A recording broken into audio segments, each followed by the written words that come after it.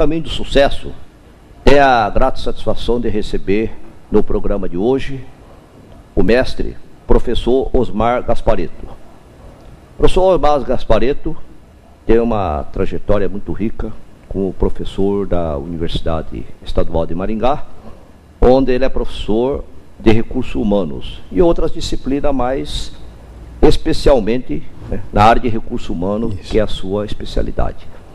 Ele ministra aula no curso de administração e também no curso de pós-graduação a nível de especialização em administração. Tem como formação acadêmica, naturalmente, que o curso de administração de empresa, e ele é mestre em administração da Universidade Federal do Rio Grande do Sul. Também ele é bacharel em administração pela Universidade Estadual de Maringá, como já narrado. Professor, é uma satisfação imensa recebê-lo, sobretudo pelo brilhantismo que o senhor, com certeza, dará ao nosso programa. Nossos cumprimentos iniciais. Bom, agradeço primeiro a oportunidade, doutor Yamazaki, de estar aqui trocando ideias, contribuindo para a formação dos seus telespectadores, né? Então é um prazer imenso da gente estar nesse momento de riqueza, de discutir temas importantes como a área de recursos humanos hoje nas organizações. Então a gestão de pessoas nas organizações está chamando atenção, sempre chamou atenção, mas atualmente com uma intensidade maior. Então é uma grande oportunidade e eu agradeço essa oportunidade.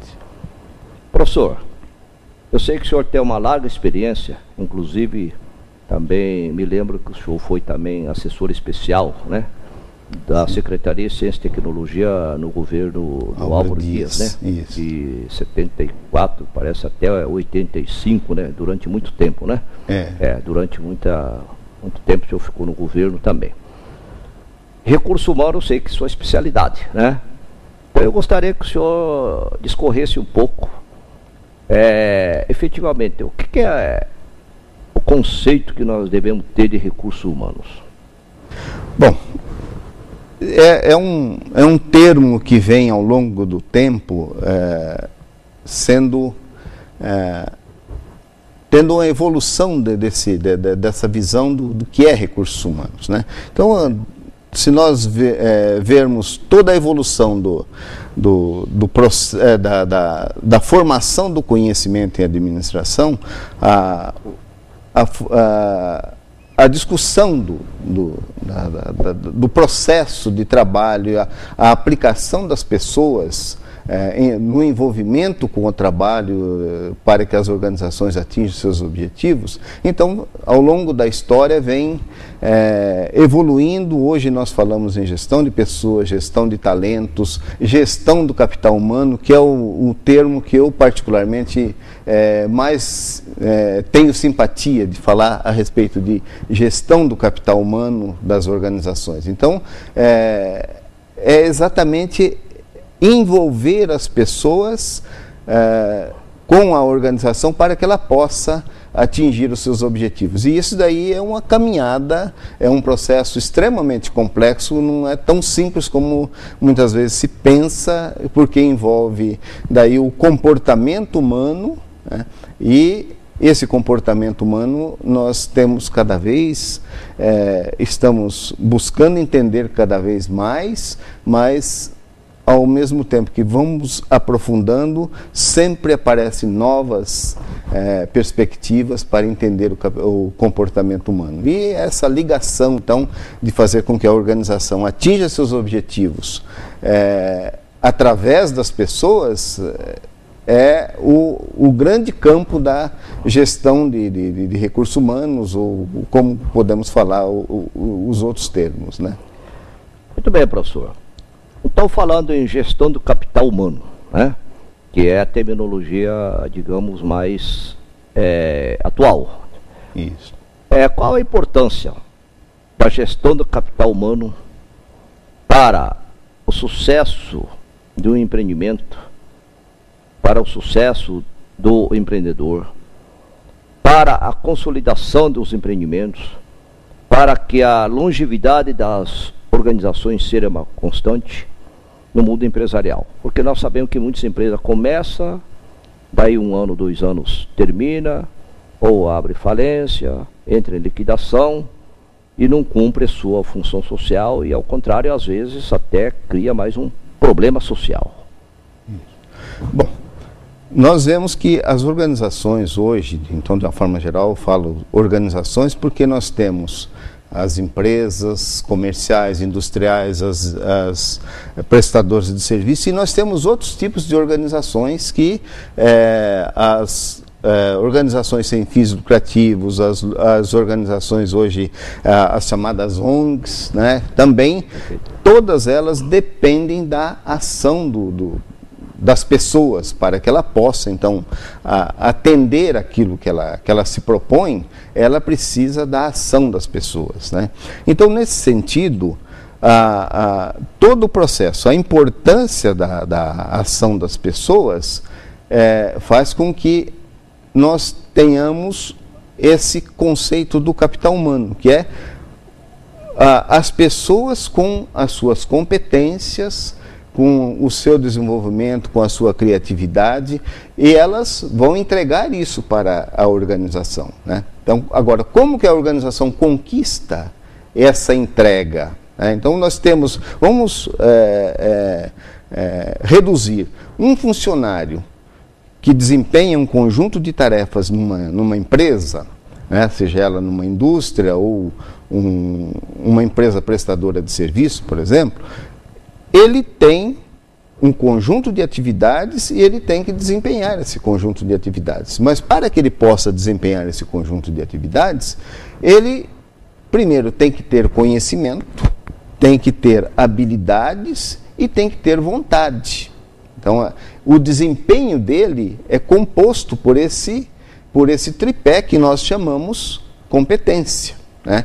Então, fazer com que o trabalhador ou a pessoa entregue para a organização essa competência, daí envolve o processo dele se envolver com a organização, né? Então, é nesse sentido que está toda a essência da gestão de pessoas, que nós podemos dizer, na interação dele com a organização, né? Professor, nós sempre discutimos a questão do binômio ser humano e a máquina. Muita gente diz que a máquina é feita para servir o homem, e outros também falam que a máquina um dia vai superar o homem ou vai ser mais inteligente que o homem e assim diante. Eu gostaria que o senhor abordasse então esta relação. Há uma dependência entre eles, homem e máquina? Há uma espécie de uma hierarquia do homem sobre a máquina, ou a máquina é superior e aquele ditado que diz que a criação superou o Criador? Como é que deve ser esta relação, como para o futuro, seja da tecnologia, da ciência, da própria humanidade, e para que realmente a máquina, a criação do homem, esteja a serviço da humanidade para o benefício da própria humanidade? Sim, bom, a relação homem-máquina é uma história antiga, né? Então nós vemos, a partir do momento que o ser humano ele precisou gerar a sua subsistência, né? Então ele foi procurando formas de ampliar a sua capacidade, além da física, ampliar a sua capacidade de domínio do ambiente onde ele está inserido, né?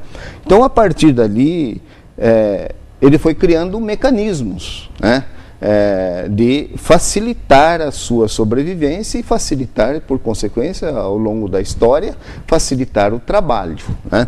Então, essa ligação, muitas vezes se fala de a relação homem-máquina, eu vejo como uma complementaridade, né? Então, a partir desse momento, o homem passou a utilizar da tecnologia, então através do seu conhecimento, da sua capacidade de gerar conhecimento, ele desenvolveu tecnologia. E, ao desenvolver tecnologia, ele foi criando máquinas, equipamentos que facilite a sua existência, né? Então nós temos o ar-condicionado, nós temos as máquinas que fabricam numa velocidade maior, mas tudo isso daí nós temos que ver que ela deve estar a serviço do homem. Muitas vezes a gente ouve, eu vou automatizar a minha empresa porque daí eu posso demitir gente. Não é bem assim. Esse ganho de produtividade, ele deve vir em benefício do ser humano, né? E o homem, eu particularmente acredito que nós não vamos construir máquina que supere o homem, simplesmente nós vamos transferir, né? No sistema produtivo, aquelas atividades rotineiras, repetitivas e que causam cansaço, causam desgaste físico, essas atividades estão sendo transferidas para a máquina. A máquina, ela tem maior capacidade, principalmente de fazer trabalho repetitivo, né? Então, as medidas serão sempre as mesmas. Então, é necessário que o homem desenvolva essas máquinas, né, para aumentar a sua capacidade de produção. E a população está aumentando, então tem que aumentar a produtividade, né? Então, a máquina contribui certamente. E ela não vem substituir o homem no trabalho na sua plenitude. Por quê? O trabalho rotineiro, o trabalho repetitivo, a máquina vai fazendo, mas vai sobrando o trabalho criativo, que esse nós não encontramos máquina que vai fazer isso. Enfim, por mais que ela seja, hoje fala-se inteligência artificial na informatização, então, mas não vai suprir a capacidade criativa do ser humano, né? Até porque a própria máquina é a criação do homem, né? Sim, com certeza. E o homem tem que criá-lo para que melhore a sua qualidade de vida, né? Na verdade, certamente. A máquina, a serviço do homem, como o senhor disse muito bem, ele vai evitar que o homem continue fazendo aqueles trabalhos exaustivos, né? Isso. De carregar peso, que use, por exemplo, muita força, que possa até causar, às vezes, algum problema até de natureza física e assim por diante, né? Exato. Mas, professor, muito bem colocada essa questão. Agora, então, eu gostaria que o senhor discorresse um pouco sobre ainda a questão do conhecimento. Como o senhor diz, o capital humano, né? Gestão do capital humano, gestão do conhecimento, muitas e muitas terminologias que hoje substituíram naquelas palavras comuns de recurso humano, ou relações industriais e outros termos que havia no passado, né?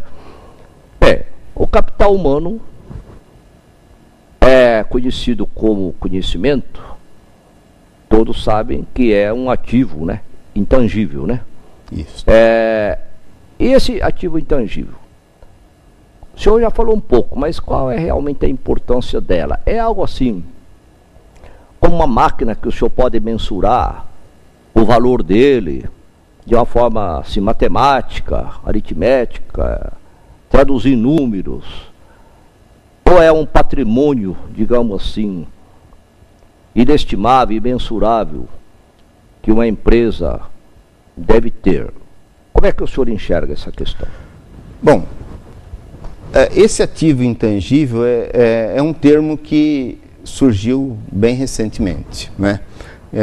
Então nós vemos que dentro as organizações, elas medem o seu patrimônio, tem a parte contábil, física, que é possível mensurar. Então é possível determinar números por modelos matemáticos, é possível mensurar.